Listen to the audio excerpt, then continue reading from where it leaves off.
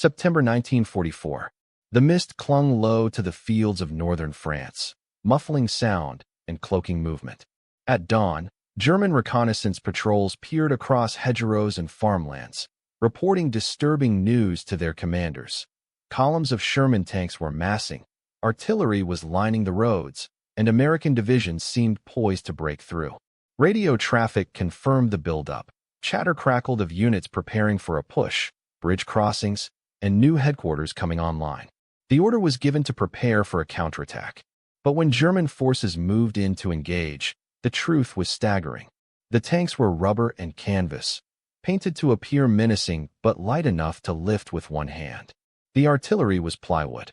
The soldiers' voices and the rumble of convoys were nothing more than carefully engineered soundscapes, projected from massive loudspeakers hidden in the woods.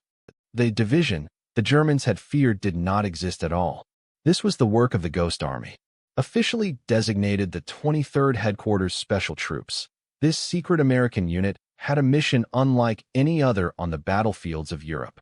Their task was deception, not destruction. While armored divisions and infantry fought with rifles and steel, these men fought with illusion, convincing the enemy that shadows were armies, that silence was noise, and that weakness was strength. The very existence of such a force defied military convention. Its members were not hardened soldiers drawn from farms and cities across America, but a strange assembly of artists, architects, sound engineers, and designers. Some had once sketched advertisements for department stores. Others had studied fine art in New York or Boston. In 1942, they had traded brushes and drafting tables for uniforms and rifles, yet their greatest weapons were not bullets. They were paint, rubber, and wire. One veteran later remarked that serving in the unit felt more like staging a Broadway production than fighting a war, except the audience was the German Wehrmacht, and the price of failure was death. As the Allies pushed across France following the D-Day landings, the Ghost Army was called upon to shield their advance. Their inflatable tanks appeared overnight on roadsides, convincing enemy pilots that American armor was on the move. Their radios imitated the signatures of real divisions, tricking German intelligence into reporting Allied strength where there was none. From hidden speakers, they blasted the metallic grind of tank tracks, the shouted orders of sergeants, and even the laughter of soldiers around non-existent campfires. Civilians who stumbled upon their work often found the scene surreal. One French farmer recalled walking past what he believed were 24 tanks only to return hours later and discover an empty field.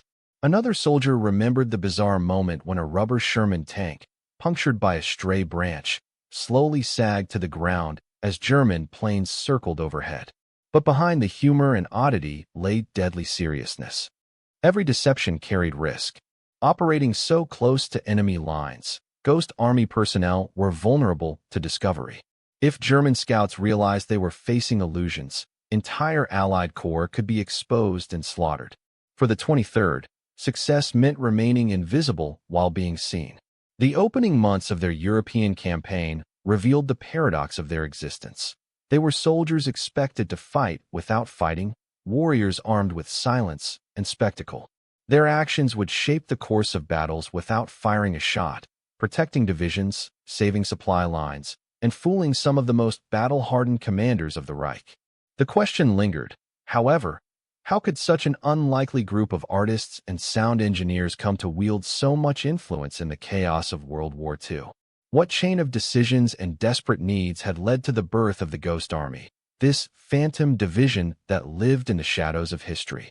That story begins not in France, but years earlier, when the Allies first realized that brute force alone would not be enough to break Hitler's grip on Europe. The Ghost Army's illusions in the fields of France were not conjured out of thin air. Their story began years earlier, in the shadow of Allied defeats and desperate innovation. By 1943, it was clear to Allied planners that brute force alone would not be enough to bring Hitler's war machine to its knees. Victory would demand cunning, the art of misdirection, disguise, and psychological warfare. The inspiration came from the British, who had mastered the art of deception in North Africa. There, camouflage units had disguised tanks as harmless trucks, created dummy camps, and even misled Field Marshal Erwin Rommel about the strength and location of Allied forces. The stunning success of Operation Bertram before the Battle of El Alamein showed that misdirection could win battles just as surely as artillery. The Americans took notice. That same year, the U.S. Army authorized the creation of a highly unusual formation, the 23rd Headquarters Special Troops. It would not storm beaches or seize hills, but instead manipulate what the enemy saw and heard. At its full strength, the unit numbered just over 1,100 men, but those men were unlike any other soldiers in the Army. The roster read more like an art school catalog than a military order of battle. Recruits included painters, sculptors, set designers, and sound engineers. Among them were young men who would later become world-renowned, such as fashion designer Bill Blass and artist Ellsworth Kelly. Some had designed advertisements for department stores. Others had studied at Yale or Pratt Institute. Now, they were handed rifles and told their new mission, to become masters of illusion. Training began in earnest at Camp Forest, Tennessee, and later at Pine Camp in New York. Unlike ordinary infantry, their instruction involved not just marksmanship and drills, but the construction of inflatable tanks, the broadcasting of false radio messages, and the careful choreography of movements designed to mimic entire divisions. Soldiers practiced rolling out life-sized rubber Shermans, complete with painted shadows to fool aerial reconnaissance. Others learned to operate 500-pound loudspeakers capable of projecting the sound of an armored column for miles. Radio operators drilled on how to impersonate the chatter of real units, crafting a believable rhythm of reports and orders. The unit's ingenuity extended to the smallest details. Engineers studied the distinctive track marks left by tanks and learned how to replicate them with bulldozers dragging chains. Painters were taught to stencil the insignia of different divisions onto vehicles, sometimes changing identities overnight to keep the Germans guessing. As one veteran later recalled, "We were told to be a traveling road show of deception, impersonating units wherever the Army needed us." What bound these men together was not their firepower, but their creativity. Many came from civilian lives where invention and imagination were survival skills. A billboard artist could paint convincing camouflage nets. A sound engineer could simulate the metallic clatter of tanks. A stage designer could build a convincing artillery battery out of plywood. Yet their mission was deadly serious. Deception was not a game, but a weapon meant to save lives. The lives of infantrymen and tank crews who would be shielded by illusions. Success meant luring the enemy to attack shadows while the real division struck elsewhere. Failure meant exposure, capture, and possibly disaster for the Allied advance. Even within the Army, secrecy shrouded their work. Few outside the highest levels of command even knew the 23rd existed. Their orders were blunt: deploy close enough to the front to be seen, but never close enough to be destroyed. In effect, they were bait, a phantom force meant to draw the eye of the Wehrmacht. By the end of 1943, the Ghost Army was ready. Its men had rehearsed their roles, assembled their arsenal of illusions, and prepared to embark for Europe.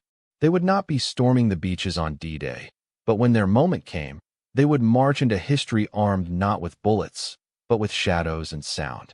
The stage was set for their first performance against Hitler's forces, a test of whether deception could hold its own on the greatest battlefield the world had ever seen.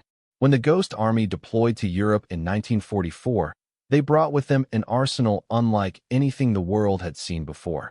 Their weapons were not forged in steel, nor filled with explosives, but stitched, painted, wired, and inflated into being.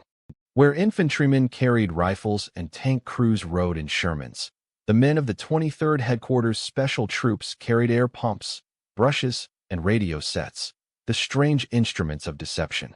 The most famous of their creations were the inflatable vehicles. Entire convoys of Sherman tanks could be unpacked from wooden crates and, within hours, inflated to full size. Each rubber tank was 35 feet long, complete with treads, gun barrels, and even painted shadows to fool enemy reconnaissance from the sky. Artillery pieces and trucks were produced in the same way, creating the illusion of a mechanized army where none existed. To a German aerial scout peering through binoculars, the forest below might appear bristling with armor, but on the ground, It was a balloon army swaying slightly in the breeze. Equally remarkable were the sound units. Using massive 500-pound speakers mounted on half-tracks, engineers broadcast pre-recorded tracks of armored divisions on the move. These sounds were not simple recordings. They were meticulously crafted, layered with engine roars, clanking treads, shouted orders, and the grind of machinery. The effect was so realistic it could be heard up to 15 miles away, echoing across valleys and through villages. A German patrol might hear what they believed was an entire column of tanks rumbling toward them, when in reality, it was only a handful of men pressing buttons on a soundboard. Complementing this illusion was the work of the radio operators. Known as spoofers, they became skilled impersonators, mimicking the unique styles and habits of real division radio men. Every division had its own rhythm of chatter, its own quirks in sending messages, and the Ghost Army's operators practiced these until they were indistinguishable from the original. They created networks of false radio traffic, complete with casual chatter, reports of supply movements, and coded orders. To German signals intelligence, these broadcasts suggested the presence of entire divisions that were, in reality, hundreds of miles away. The deception did not stop there. Visual trickery played a vital role. Soldiers stenciled the insignia of famous divisions, the 1st Infantry, the 9th Armored, the 2nd Armored, onto vehicles, sometimes changing them overnight to maintain the illusion of fresh units arriving.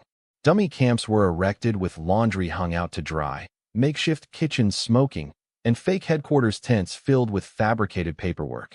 As one veteran later remarked, "We were like stagehands, setting the scene for a play in which the enemy was the audience."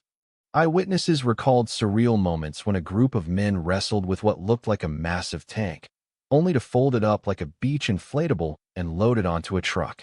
Others painted division markings in the morning, only to scrub them off and repaint entirely different ones by nightfall. To local civilians and unsuspecting Allied soldiers, the sight was almost comical. But to the Germans watching from afar, these illusions shaped battlefield decisions. What made these tools so effective was the seamless combination of all three elements: visual, sonic, and radio. Alone, each could have been dismissed as a curiosity. Together, they created a living, breathing army that could be seen, heard, and intercepted on the airwaves. It was theater of war in its purest form, where stagecraft and soldiering merged. And yet, the risks were immense. The Ghost Army often operated dangerously close to the front lines. Inflatable tanks offered no protection from artillery. Loudspeakers might reveal their position as easily as they concealed it. Radio spoofing could be detected if done carelessly. Discovery would not only destroy the illusion, but could bring annihilation. Still, the men understood the stakes. Their task was to confuse, to delay, to divert, to save the lives of real soldiers by risking their own in the shadows of deception. One veteran summed it up simply: "We were out there with nothing but paint, rubber, and sound. But somehow it worked." The stage was now set for their debut performance in Europe. The Ghost Army, armed with its inflatable arsenal and carefully crafted illusions, was about to step onto the battlefield, where their strange tools would be tested against the deadliest army in the world. In the summer of 1944, Europe was aflame. The Allies had stormed ashore in Normandy on June 6th, and within weeks, hedgerows once patrolled by German sentries now shook under the tracks of American Shermans. Yet behind this surge of momentum lay a quieter, stranger story, the story of the Ghost Army's first trial by fire. The 23rd Headquarters Special Troops arrived in France not as frontline fighters, but as illusionists. Their mission was unlike any other in the U.S. Army: to create an army where none existed, to lure German divisions away from real offensives, and to shield vulnerable flanks through theater, art, and sound. For the men, artists, engineers, and sound specialists, Normandy was their baptism of trickery. Their debut came in the weeks following D-Day. As the Allies pushed inland, the Germans, still uncertain of the full scale of the invasion, scoured the skies and countryside for signs of a second landing. The Ghost Army gave them what they feared: phantom divisions. Using their rubber Shermans, fake artillery, and blaring soundtracks, they staged convincing camps that drew enemy reconnaissance. From above, Luftwaffe pilots reported armored buildups where only balloons stood in neat formations. The Loire Valley in August offered a larger stage. Here, the 23rd was tasked with protecting a vulnerable river crossing. Over several nights, they deployed inflatable tanks in open fields, painted insignia of the 6th Armored Division on trucks, and filled the airwaves with false chatter. Sound units projected the grind of heavy armor and the clatter of pontoon bridges being laid across the river. German intelligence concluded that a major crossing was imminent, diverting reinforcements that might otherwise have blunted Patton's real advance elsewhere. But deception came at a price. The closer the Ghost Army worked to the front, the greater the risk.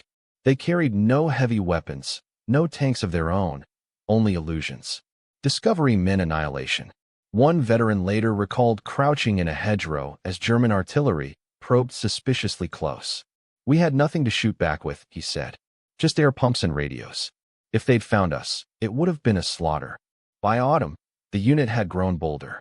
Near the Siegfried Line, the formidable belt of fortifications guarding western Germany, the Ghost Army staged one of its most daring performances. In a rain-soaked valley, they erected an entire armored division overnight. Rubber Shermans, trucks painted with the insignia of the 75th Infantry Division, and false artillery positions. Loudspeakers blasted the sound of half-tracks grinding into position, while radio operators chattered about supply convoys and attack plans. The deception worked. German scouts reported a threatening buildup opposite the Siegfried Line, and enemy commanders shifted reserves to counter this phantom force. Meanwhile, real Allied units maneuvered elsewhere with far less resistance. In this way, the Ghost Army's illusions bought time, saved lives, and kept the Germans guessing. Descriptions from those who witnessed the unit at work often carried a surreal tone. French villagers peered out their windows to see men inflating massive rubber tanks, or folding them up as casually as one might pack away a tent. Local children, bewildered, whispered of balloon soldiers who conjured armies out of nothing. To ordinary GIs, the sight was both comic relief and a reminder that war had room for strangeness amid horror. Yet beneath the novelty lay danger and strain. Every operation carried the constant fear of exposure. Soldiers lived in a twilight world where silence was as deadly as gunfire. A radio slip, an unconvincing detail, or a misplaced decoy could reveal the ruse. Many of the men, unarmed artists now operating just miles from German lines, admitted they felt like imposters in uniform. One wrote in his diary, "We were asked to fight without bullets, only with brushstrokes and sound." These first campaigns forged the Ghost Army's identity. Normandy, the Loire, and the Siegfried Line were their proving grounds. Here, their arsenal of inflatables, soundscapes, and radio trickery was tested under fire, and here they learned the delicate balance between illusion and survival. By the end of 1944, German commanders had begun to speak of phantom divisions, ghostly armies that seemed to appear where none should exist. The reputation of the 23rd was growing, even as their presence remained hidden from Allied press and official communiques. They had entered the war as untested experiment. They would leave it as one of the most unusual and effective weapons in the Allied arsenal. The stage was now set for their greatest challenges. From the mud of Normandy to the shadow of the Siegfried Line, the Ghost Army had proven its worth. Soon, their illusions would be tested on a scale that could decide the fate of entire campaigns. By the spring of 1945, the Reich was crumbling. Allied forces had surged across France, liberated Belgium, and breached the Siegfried Line. Yet one formidable obstacle still loomed before them, the Rhine River. This vast waterway, flowing from the Swiss Alps to the North Sea, was the last natural defensive barrier inside Germany. Hitler himself had declared that the Rhine must be held at all costs. Crossing it would be a decisive step toward ending the war in Europe. The task of securing that crossing fell to the U.S. Ninth Army under General William H. Simpson. But their plans carried a grave risk. German artillery and reserves still guarded the riverbanks, and any frontal assault would likely come at staggering human cost. To improve their odds, the Allies turned once again to an unusual weapon, the 23rd Headquarters Special Troops, the Ghost Army. Their mission was Operation Fearsome, staged in March 1945. The assignment was audacious. Convince the Germans that two entire divisions were preparing to cross the Rhine north of the real assault point. For a unit of barely 1,100 men, it was an act of theater on a colossal scale.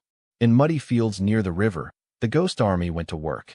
They inflated dozens of Sherman tanks and heavy artillery pieces, their rubber skins gleaming dully in the cold spring sun. Engineers arranged these decoys with careful precision, ensuring German reconnaissance aircraft would see them from the sky. Trucks painted with fake insignia rumbled through towns in deliberate view of enemy scouts, mimicking the movements of the 30th and 79th Infantry Divisions. Sound units added another layer of deception. Massive speakers, some weighing 500 pounds, blasted recordings of armored convoys, bulldozers, and the hammering of pontoon bridges. At night, the noises echoed across the river valley, creating the unmistakable impression of engineers preparing a crossing. Even seasoned German observers could not distinguish the ruse from reality. Meanwhile, the radio section filled the airwaves with false traffic. Operators carefully imitated the habits of real divisions, the pace of messages, the phrasing of orders, even the quirks of individual signalers. Hours of chatter created an electronic mirage, convincing German intelligence that entire American corps were mustering along the river. The deception worked brilliantly. German commanders shifted artillery batteries and redeployed reserves to face this phantom threat. In doing so, they left the real crossing point, near Wesel, dangerously exposed. When the U.S. Ninth Army launched its actual assault on March 23, they encountered far less resistance than expected. Within days, bridgeheads were secured, and the Allies poured across the Rhine, opening the gateway to the Ruhr and, ultimately, the heart of Germany. For the men of the Ghost Army, Operation Fearsinn was their greatest performance. Veterans later recalled the strange thrill of watching their illusions reshape the battlefield. One soldier wrote in his diary, "We fired no bullets, but we cleared the way for thousands to cross.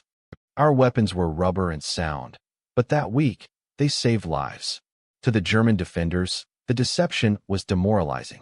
Reports from captured officers revealed their frustration at chasing shadows, believing they faced overwhelming Allied strength where, in truth, only a handful of artists and engineers had been at work. The Rhine crossing was more than just another mission. It was the culmination of everything the Ghost Army had learned since Normandy. The careful choreography of inflatables, sound, and radio trickery now operated with flawless synchronization. For once, all elements of deception fused seamlessly, creating a mirage so convincing that even seasoned enemy scouts and officers were fooled. As the Allies advanced eastward, many of the Ghost Army's veterans understood that this was their legacy. Their illusions had made real soldiers' victories possible. They had helped breach Hitler's final defensive line and shorten the war. When news of the Rhine crossing spread, few outside high command knew of the deception that had paved the way. The Ghost Army remained hidden in the shadows, their contributions unacknowledged. Yet within their ranks, the men felt a quiet pride. They had proven that ingenuity, imagination, and illusion could be as decisive as steel and gunpowder. Operation Fearsinn was not simply a trick, it was a turning point. With the Rhine behind them, the Allies were on the road to Berlin, and the Ghost Army had shown, once again, that sometimes the most powerful weapon in war is belief itself. When the guns of Europe finally fell silent in May 1945, the men of the 23rd Headquarters Special Troops packed away their inflatables, coiled their wires, and dismantled their speakers. Their mission was over, but their story was far from told. Unlike infantrymen who could speak of combat or pilots who could describe their missions, these soldiers returned to America under orders of silence. Their entire existence had been stamped, classified. For decades, they carried that silence. Veterans of the Ghost Army became teachers, architects, painters, and designers. Bill Blass went on to revolutionize American fashion. Ellsworth Kelly became one of the most celebrated artists of the 20th century. Yet when asked about the war, most spoke only in vague terms, never revealing that they had once commanded phantom armies on the battlefields of France and Germany. One veteran later admitted that even his wife of 40 years had no idea what he had done during the war until the records were declassified. The truth remained buried in government archives until the 1990s, when files were finally released to the public. Historians uncovered a staggering record: 20 large-scale deception operations across Europe, each meticulously staged and executed. In reports filed after the war, U.S. Army analysts credited the unit with saving tens of thousands of lives by diverting German artillery, splitting enemy reserves, and allowing Allied forces to strike with fewer losses. What seemed like smoke and mirrors on the surface had, in reality, shifted the course of battles and hastened the end of the war. The Ghost Army's legacy extended far beyond its wartime improvisations. Their work laid the foundation for modern psychological operations, or PSYOPs, that continue to shape military doctrine today. From Cold War deception drills to present-day operations that use electronic warfare and digital misdirection, the principles pioneered by a group of artists and engineers in 1944 still echo across the world's battlefields. Yet the human side of the story remained just as compelling. Veterans recalled the surreal duality of their service: creating war without killing, carrying rifles but rarely firing them, risking capture not as combatants but as illusionists. One recalled, "We were told if the Germans ever caught us, we'd be shot as spies. But the truth is, we were just kids with paintbrushes and air pumps, trying to fool the Wehrmacht." Recognition came slowly, but it came. Exhibits, documentaries, and interviews began to bring the Ghost Army out of the shadows. In 2022, the U.S. Congress finally awarded the unit the Congressional Gold Medal, one of the nation's highest honors. For surviving veterans, many now in their late 90s, it was a moment of vindication. Their long-kept secret was finally acknowledged not as a curiosity, but as a chapter of history worthy of remembrance. Today, the fields of Normandy, the banks of the Rhine, and the quiet villages of France hold no visible trace of the Ghost Army's illusions. The rubber tanks have rotted, the sound equipment lies silent, and the false radio signals have long since faded into the ether. But their story endures, a testament to the idea that warfare is fought not only with bullets and bombs, but also with imagination and nerve. The Ghost Army proved that sometimes the sharpest sword is a shadow, and the most decisive weapon is belief. They fought with silence, with canvas, and with air, yet their impact was measured in lives saved and battles won. As one historian observed, the Ghost Army didn't just trick the Germans. They redefined what it meant to be a soldier. And so, as the documentary closes, we return to the haunting truth: the greatest warriors are not always those who fire the most shots. Sometimes, they are the ones who never fire at all, the ones who win by convincing the enemy to fight ghosts.